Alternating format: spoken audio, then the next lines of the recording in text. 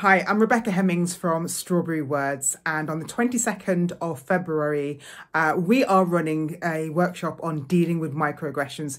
Now, this comes from having run this hundreds of times in many organisations, knowing what it is they value. So they want to know, obviously, what microaggressions are. They want to understand what they look like, and the impact of those and how people, racialized people cope with microaggressions. And the piece that people really hone in on is how to manage difficult conversations when they come up. So in the session, I share a couple of frameworks and also specific strategies that you can use in the moment when microaggressions come up. So you'll know what to say. You'll have an idea of how to react. It's a really powerful session. So I hope you can join us. The capacity is very, very limited. So if you're up for it, I'm sure the link's around here somewhere. Sign up today.